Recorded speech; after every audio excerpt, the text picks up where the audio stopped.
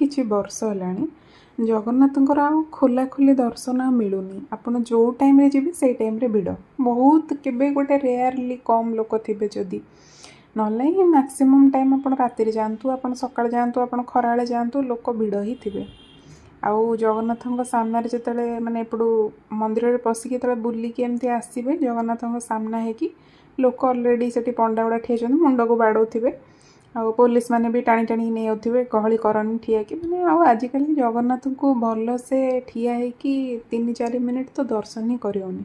କିନ୍ତୁ ଗୋଟେ ଫ୍ଲାଶ୍, ମାନେ ଯେମିତି ଆଇ ଟୁ ଆଇ କଣ୍ଟାକ୍ଟ, ଆପଣ ବହୁତ ଆଡ଼ଜଷ୍ଟ କରିକି ନିଜକୁ ଏପଟକୁ ଆସିକି ଜଗନ୍ନାଥଙ୍କୁ ଦେଖିବେ, ସେପଟକୁ ଯାଇକି ବଳଭଦ୍ରଙ୍କୁ ଦେଖିବେ, ମଝିରେ ଟିକେ ଗଳି ପଶିକି ସୁଭଦ୍ରାଙ୍କୁ ଦେଖିବେ, କିନ୍ତୁ ଯେଉଁ ଆଇ କଣ୍ଟାକ୍ଟଟା ହୁଏ ନା ଜଗନ୍ନାଥଙ୍କ ସାଙ୍ଗରେ, ମାନେ ମୁଁ ଭାବୁଥିଲି କେବଳ ମୋତେ ହୁଏ, ମୁଁ ଦେଖିଛି ବହୁତ ଲୋକଙ୍କୁ ଆଖିରୁ ପୁରା ଝରଝର ଲୁହ ବାହାରି ପଡ଼ିବ, ହାତ ଅଟୋମେଟିକ୍ ଯୋଡ଼ି ହେଇଯିବ। ମୋତେ ତ ଲାଗେ ମୋ ଗୋଡ଼ ହାତରେ କିଛି ଏନର୍ଜି ନାହିଁ, ମାନେ ମୁଁ ଲାଗୁଛି ଯେମିତି ପୁରା ମୋ ଶରୀର କୁଆଡ଼େ ଉଡ଼ୁଛି ସେମିତି ଟାଇପ୍ର। ଏମିତିଆ କନେକ୍ସନ୍ କ'ଣ ପାଇଁ ହୁଏ କେଜାଣି।